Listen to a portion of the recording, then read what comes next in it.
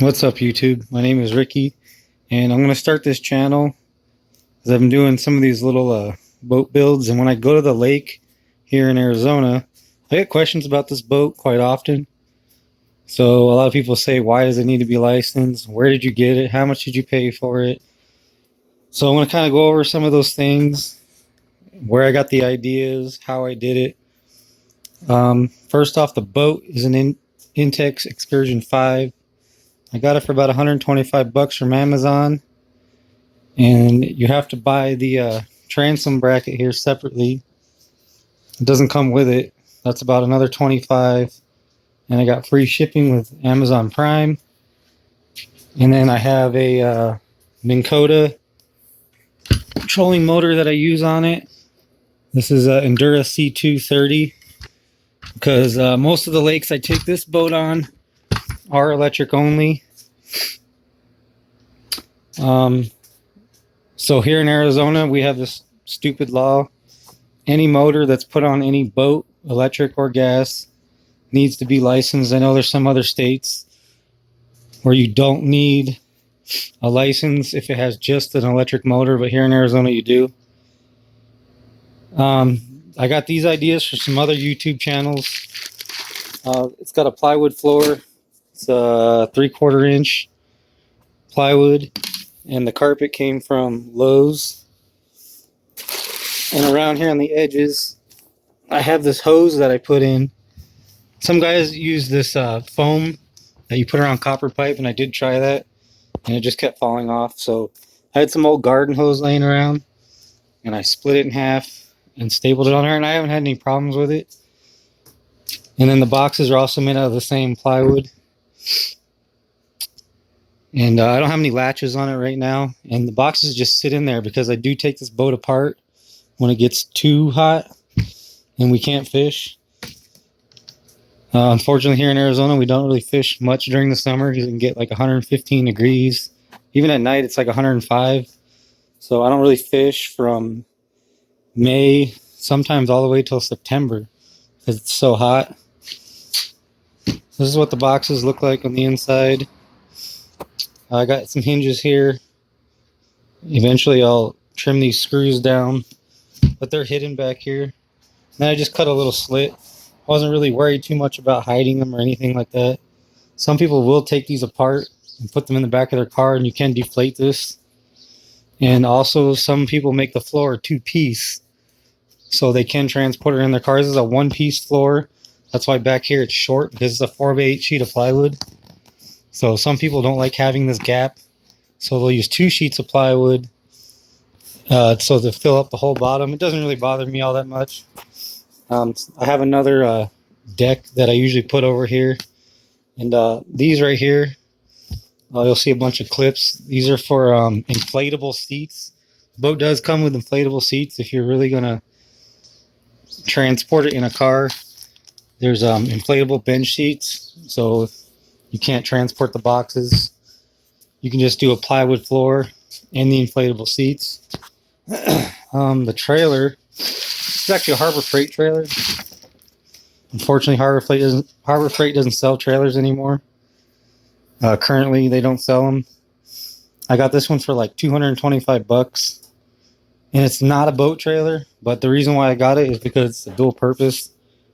I put this little boat on it, and I back it right down the boat ramp, submerge it, float the boat off, and go just like a normal boat trailer. It's not a bad little trailer, though. I haven't had any problems with it. I've had it for a little over a year, and I got it right before Harbor Freight stopped making trailers.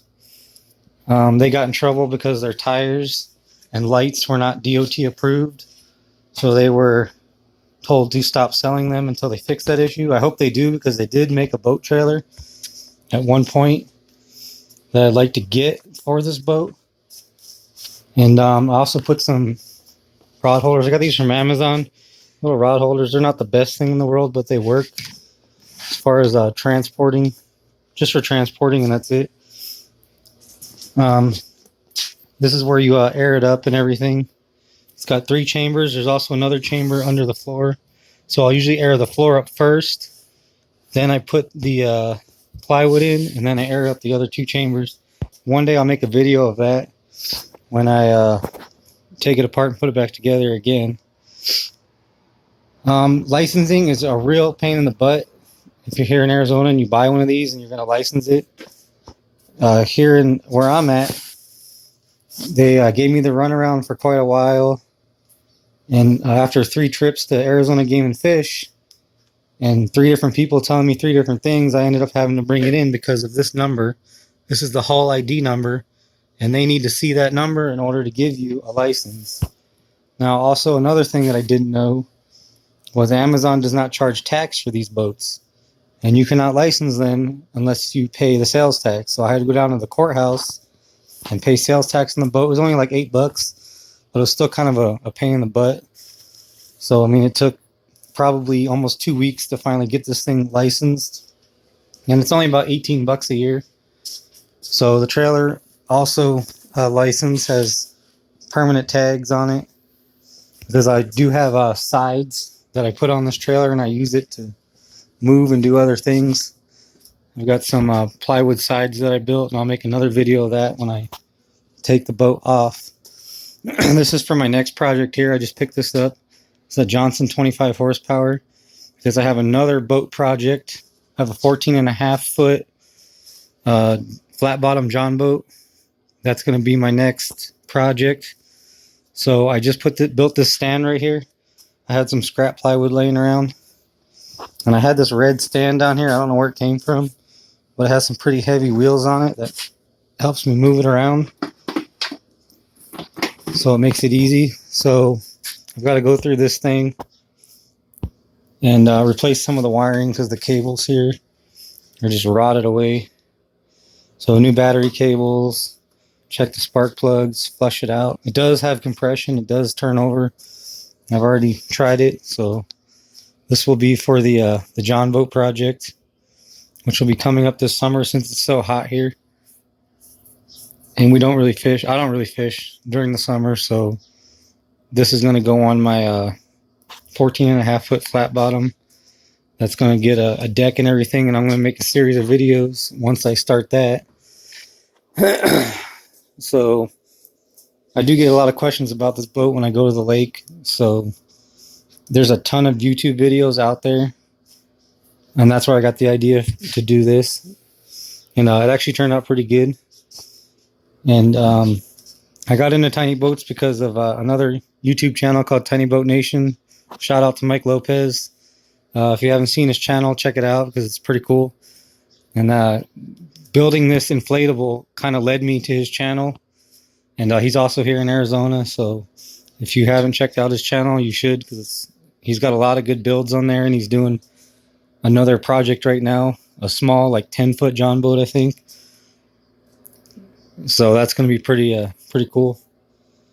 But if you guys have any questions for me, just put a comment in the link.